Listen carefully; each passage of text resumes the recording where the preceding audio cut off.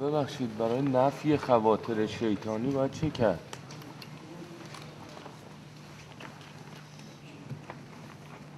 در نماز باید ملتفت باشد که خواطر شیطانی کار نکنه، سایر اعمال تابع نماز میشه.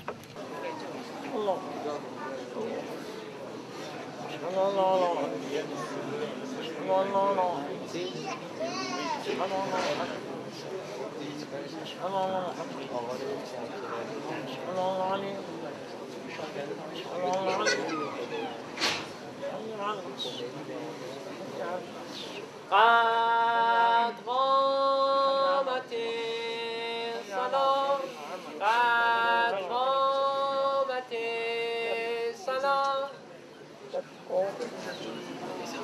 الله لا إله إلا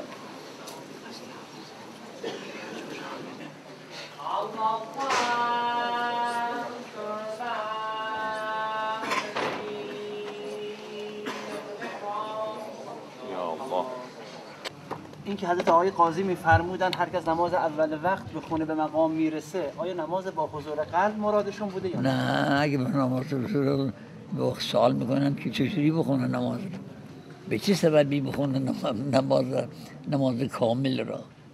این که چیزی به دست نداد که وقتی چیزی به دست میداد که بگید مطلق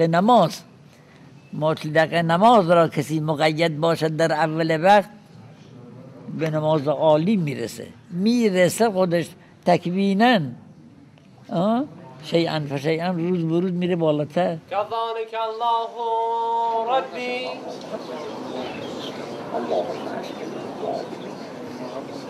واجعل المؤمنين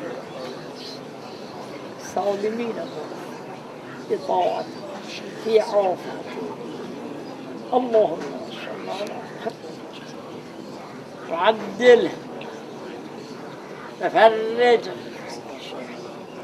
واخذل بأهلك الصاعة يا رؤوف يا رحيم يا ذا الجلال والإكرام يا أرحم الراحمين اللهم نجنا وجميع المؤمنين. به مقام مخلصین چه اعمالی باید انجام داد؟ رسیدن به مقام مخلصین چه اعمالی لازم انجام بدهد؟ عمل مخلصین را. عمل مخلصین چیه؟